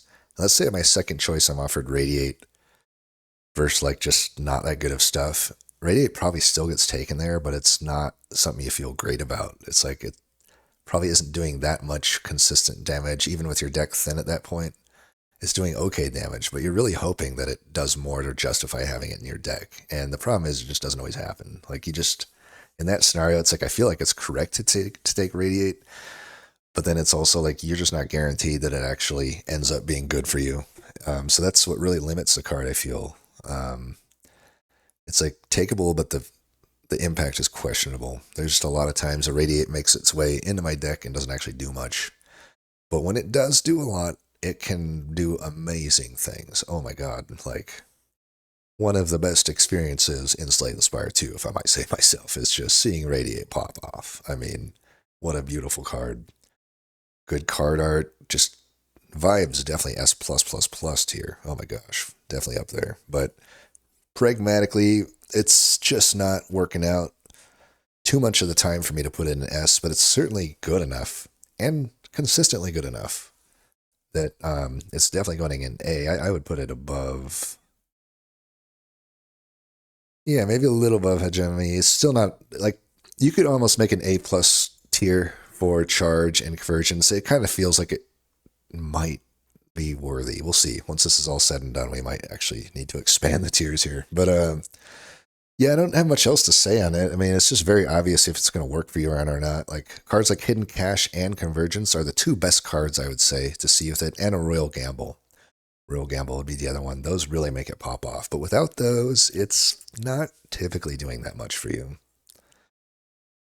And then we got Reflect. Absolutely S tier. You know, I gave it away earlier, but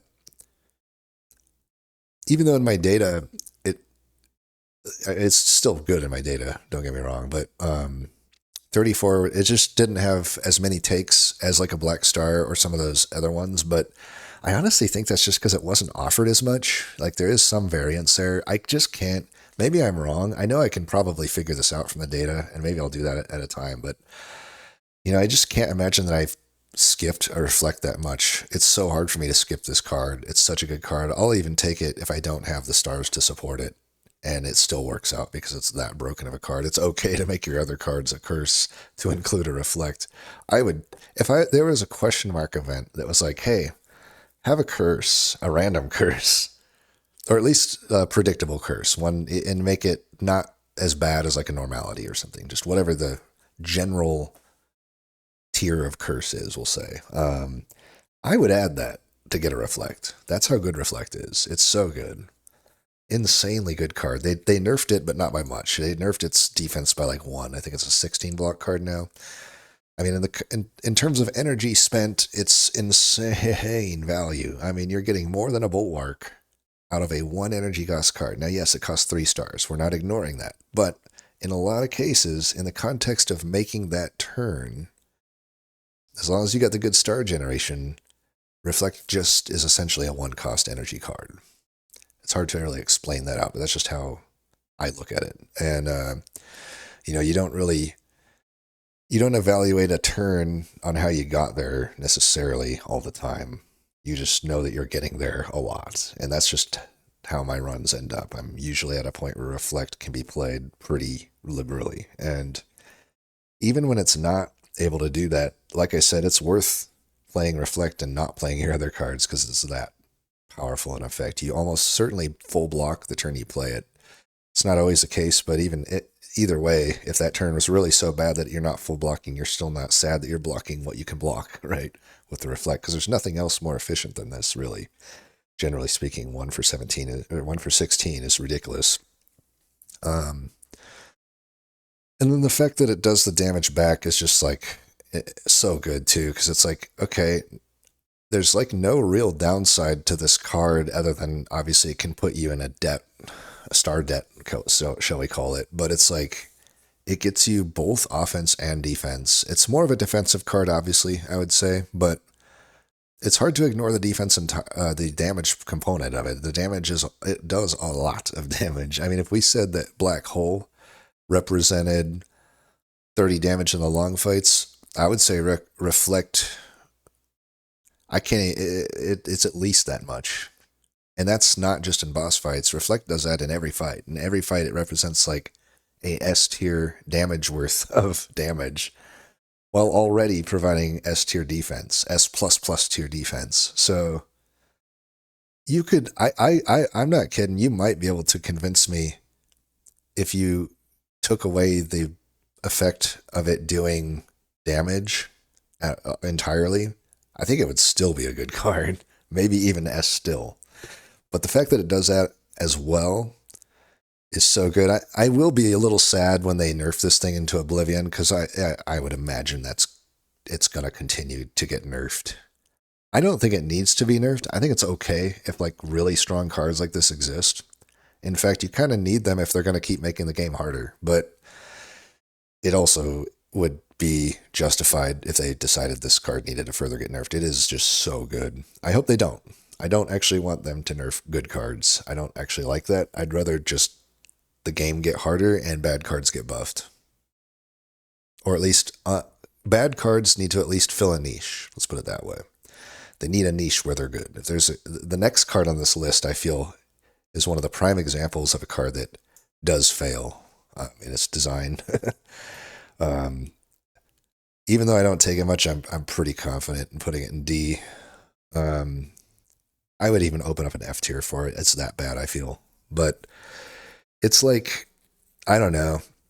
It's a tough card. So Resonance is like a tough card to balance, I would say, because there's a fine line between it being broken and being useless. And you kind of just have to fall on one side of that line. And right now it's on the useless side, I think. There have been some rare situations where I might want it. Like, if I can draw a bunch of cards while also having a ton of star generation and I'm against Queen and it's Act 3, that's about the only situation I think I would add Resonance. It's obviously useless into Ion Glass. It's probably not that good into Test Subject Alpha. I mean, the problem with the Test Subject Alpha is like, it's only really useful on the second or third phase, but like the strength loss wouldn't carry over. So it's not even that useful in that fight. It's marginally useful in the Queen fight. It's still like such a low amount of strength sapped. I mean, honestly, the strength sap, I wish this card just only sapped strength. I know it would obviously be too similar to like disarm and stuff, but we don't care about the strength gain, I don't think, in most cases.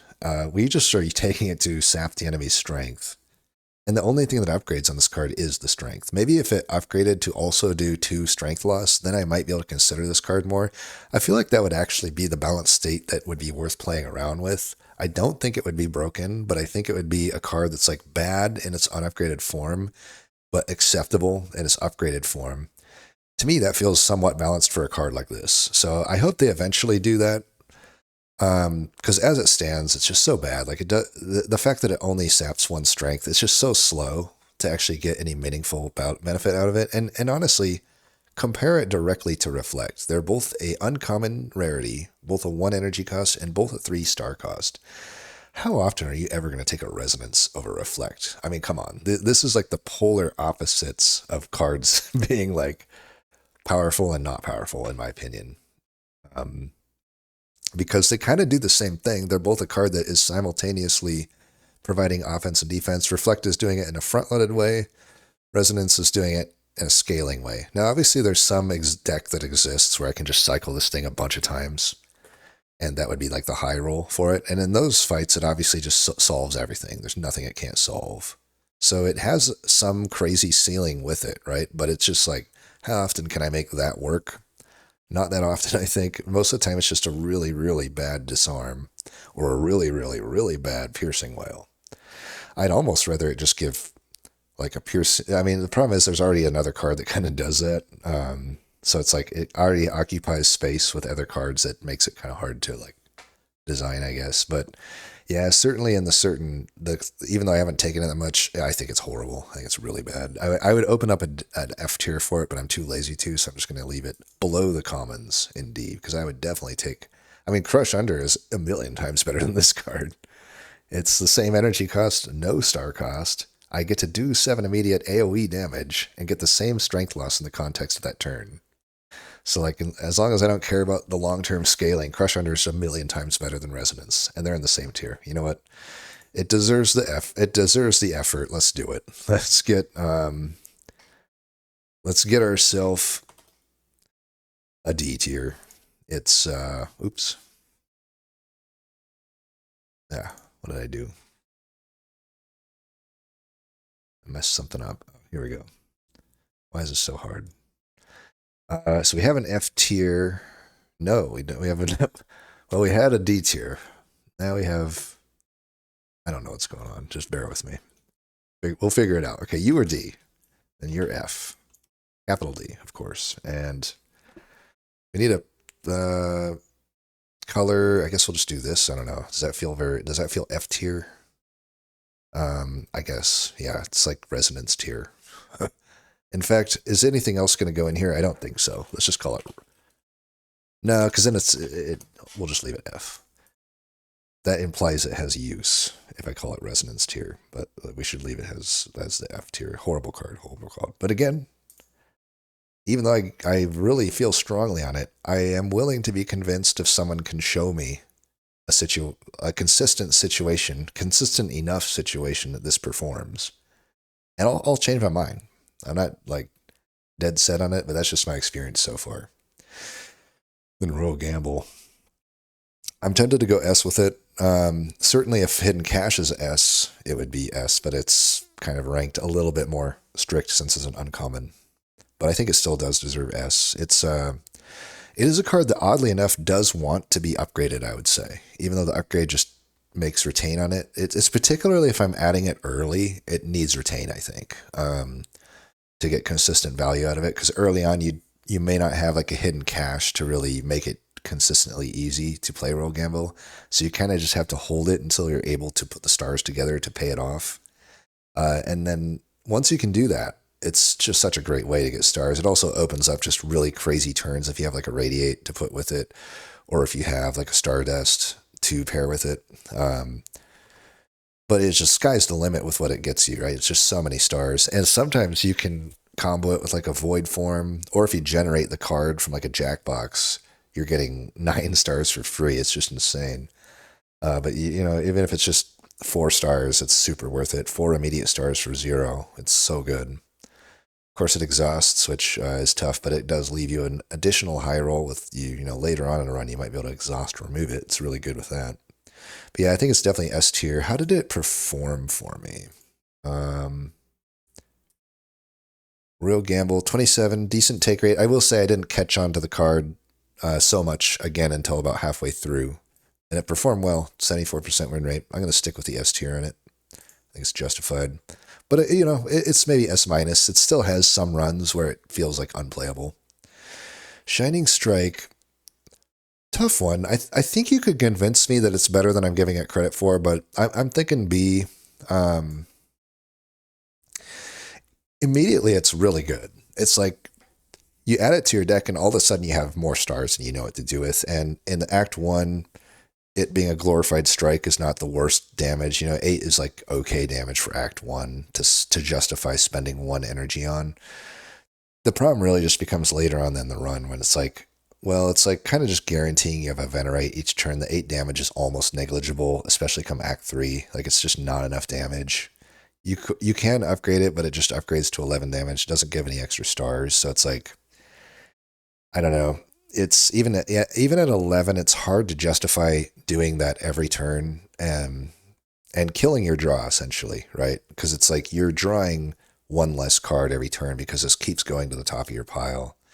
So it's like it just becomes a curse a lot of time late game if you don't still rely on it for star gen. But even if you rely on it for star gen, it's not that great of a deck. You're kind of down a card draw and down in energy in order to support your deck, which is not a great situation. So you really have to like high roll everything else in your deck for Shining Strike to be good. So it's just such a liability. I think you usually only really take it when you're already in a crappy situation, and it might pull you out of it temporarily, but it'll put you right back there eventually, or it just kind of is a curse later. I don't think it performed that well either. Like, what did it do? Shining Strike. I only took it 13 times. 61. It did okay. So I'm like, maybe the fact that it does generate so much stars consistently is something to be said, right? That's obviously the argument for it. I just don't know how positive that is. But B is still good, right? I feel like a B card I'm still happy with. So I'm not like super sad with Shining Strike. It probably isn't a C tier card, but it doesn't feel as good as an A. These A tier cards I'm like legitimately happy to have in my deck. I'm not necessarily legitimately happy to have these other deck cards in my deck, these B tier cards. They're kind of the dopamine threshold is between A and B. B is like, okay, we got some practical meat and potatoes here, so whatever. Something it's just kind of bland, but it'll get the job done. Whereas A tier, now it's like, okay, now maybe we got some sushi. We're still getting our nutrients, but it's feeling kind of fun. Then S tier, whatever is your S, tacos, whatever. It would be definitely be tacos for me. But whatever that is for you, that's what the S tier is. That's like you eat it and you're just like, how can anyone hate this? I mean, this is just insane. So good. S tier is the tacos. I'm not going to rename it to tacos because I don't want to confuse the majority of viewers, which honestly, the majority of the viewers do never listen through all my bullshit. And I don't blame them. But for you that is still here with me at this point, thank you. I'm reaching out through my screen here, if you can visualize that. And I'm shaking your hand. I'm saying thank you. We are here together. You have suffered through my bullshit, and I thank you for it. What was I even talking about? Now I've lost track entirely. Which card were we even talking about? Shining Strike, was that it? Oh, tacos, yeah. So I don't want to name it tacos because that would confuse the people that aren't, in our special group here that just sort of jump around the video and try to view something. They're going to be like, what? Taco? The hell?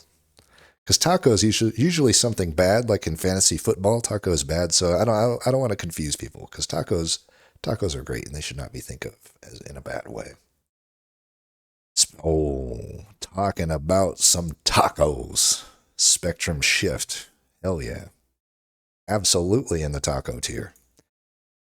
I mean, how high is just the question. Certainly in terms of how much I love the card, it's number one. What a fun card. I'm just like, oh yeah, Spectrum Shift. let's get going here. We're gonna have a fun run every time. That's just how I feel. The minute I see that and add it to my deck, I'm like, all right, let's get spicy here because it just gives you something every turn. Every turn. It's not that expensive to get in. It's almost like kind of comparable to creative AI for me, but and creative AI feels great to play. It's just like the practicality of creative AI is questionable, whereas I don't think the practicality of Spectrum Shift is questionable at all. Like, sure, it will brick every now and then, but it doesn't cost as much as creative AI to get in. It's also not as rare. So it's like both of those are, two costs. The upgrades to a one. I mean, the difference between three and two is actually less than the difference between two and one, just practically speaking, I feel in these games. Because it's like two is still a big commitment to the turn, whereas one really isn't as much. And I can usually do a lot of other stuff on the turn. So if I have an upgraded Spectrum Shift, it's not that hard to get into play. And then the fact that if you think about the boss fights in particular, it's like 7, 8, 9 turns. Seven for one energy, getting like 7, 8, or 9 colorless cards created for that is amazing. I mean, the average value of a colorless card is so good. And then obviously having a Spectrum Shift allows you to pick up so many other cards as well with comfort, right? Like if I have a Spectrum Shift, there's no question in my mind if I see a Pillar of Creation that I can take that. Even a Pale Blue Dot to some degree, I can take it, right? It really supports both of those cards. Orbit as well. So it's like, it's just such a good card on its own, and the upside is just as good as well. It performs pretty well too in my data.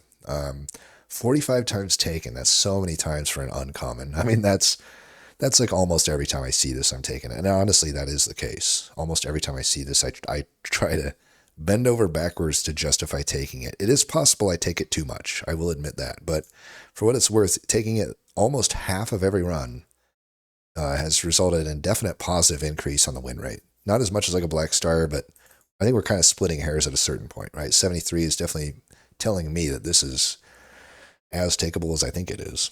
And I'm not going to put it above Reflect, though. And maybe not Black Hole. And Bulwark is where it starts to get questionable. I'm like, they obviously are completely different cards. I'm not really comparing them to one another that often. It's usually very obvious at the point in the run I'm at which one's going to be better. But overall value, certainly I think Spectrum Shift provides more, actually. I think I'm going to stick with Spectrum Shift. The only thing, the questionable part here is like Bulwark does not require an upgrade to be good. Neither does Black Hole. Neither does Reflect. Spectrum Shift really does kind of require it. It's actually pretty hard to justify spending 2 on it. It's not impossible. Like there are runs where I just leave it unupgraded and it still works, but it's just so much harder to have a delayed effect like that costs 2 versus 1. Definitely a high priority upgrade. I think I'm going to leave it. It will work though, just because I do think it's more fun. That is an important thing in a video game. Stardust. A at the very least, I want to say S. It's just not fitting every deck. It's not necessarily an efficient use of your stars, generally speaking, but the realistically speaking, so many runs will have an abundance of stars the way I play. There's Royal Gamble, stuff like Royal Gamble and Hidden Cash are already kind of making me want to take a Stardust. And then the other big thing there would be Child of Stars. So, like, I do think Stardust probably requires too many cards to be present to truly get the value out of it to go into S, but it's certainly at like high A. The takeability is just not that good on it, but the performance is amazing. Like, what was my... So where's Stardust? Yeah, 70, and I had 25, still like a pretty good amount of times taken for an uncommon, and 72% is obviously a pretty high win rate there. So I could argue S. It's not as takeable though as Charge and Convergence. These are just making their way into any deck. Stardust isn't necessarily making its way into any deck. I'd rank it right around a Radiate, though. They perform similarly. I think the Stardust definitely has the higher ceiling, though. I think the fact that you can combo it with the Child of Stars, it's like the same deck will be good with Radiate and Stardust, right? Like everything's pretty much the same combo pieces want to exist. But the advantage of Stardust big time, I think, is the Child of Stars additional synergy there. It obviously does have some with the black hole as well, but not nearly as much. It does. It is nice you can play it for 0 though in some cases. I guess if you play it for 0, it doesn't proc black hole though, so it doesn't matter. But yeah, either way, Child of Stars, it's like it just turns Stardust into an apparition essentially, as long as you built your deck to support that, and that's a great thing. It's like you deal a ton of damage and don't take any damage on a turn. Well, that's as much as you could ever ask for in a turn. It's just the perfect turn. So Stardust often gets to be a part of the perfect turn. But the takeability and usability is questionable. Sometimes it is just a card you can't really justify playing when it's in your hand, even in a deck that it makes sense in. That does happen enough of the time to probably leave it out of S, but I could be convinced of S. It definitely has giant impact, and it feels great to play. And obviously, if you compare it with something like even like a Patter is really good, but if you can get like a Terraforming with it, it's amazing. But it doesn't require it. It's going to do what it does most runs. That's why it's in the A, potentially S tier. Wow, I scrolled too far. Where is it? Okay. Summon Forth. I think similar to Conqueror, I just stopped taking this as much. And it feels pretty around where Conqueror would be. You're not taking these cards, in my opinion, for the Forge number. So it's like, you could justify it more with the Summon Forth since it's Forge 8, but it's still not like that. It's not a great number for one. There's just so many better cards, unless I'm specifically using Summon Forth to spam my Blade. Like if I'm not doing that, I don't think it's worth adding. I've done it before like that, and it doesn't feel good. But yeah, I mean, if you have Conqueror combos well with it, right? So Summon Forth. If you just have a Bulwark, it's still like okay, I think, to get a Summon Forth. It's like it kind of just opens up the option of using the cards more. Even if it doesn't have big time synergy outside of that, that's still probably worth it. So it's definitely takeable. But I think for it to really perform, you need like the really good deck for it, right? One that can just constantly spam blades. You need like the parry. You need maybe the Conqueror, maybe the rare stuff like Heavenly Hammer or Heirloom Hammer, and what's that other Sovereign Sword Sage? Yeah, Sword Sage. And those might even be preferable to Conqueror in some cases, but I think they're around each other. I probably would use a Summon Forth more than a Conqueror, though. Around Shining Strike might be fine. I think wedged in there makes somewhat sense. It's just not that good of a Forge number to be a card that's like good on its own. It's borderline takeable still on its own, but I avoid it. It's just when I've done that, it's usually not panned out. It's just if you just get stuck with a Summon Forge as your only Forge card, it's not good, and that happens enough that I'd probably leave it to be. What did Summon Forth do? Yeah, 16 times taken, not many. 62, it's okay. It could be higher, who knows? But I just don't think it ends up being so takeable all the time. And then, oh, I guess is it Terraforming next? I'll leave Terraforming in unsure. The very top of it though, because I do feel like it's better than I'm giving it credit for. Oh, I missed Supermassive. We'll do that one too. But yeah, we'll do Terraforming right now. It just it really requires two specific cards, in my opinion, to really be worth it, which would be Radiate and Stardust. Granted, they are A tier cards, so they'll make it. That's the thing. It's like they will make it into enough of my decks. The problem is, it's like this chicken egg thing where it's like, well, these are good enough to get into decks on their own, but Terraforming isn't really. So it's like I need those before the Terraforming. Otherwise, I'm unsure, I guess, if taking Terraforming out of turn, so to speak, is actually consistent, because it just seems like I'm adding a strike to my deck unless I have those specific cards. The only other card that it would really combo with, I guess, would be Celestial Might.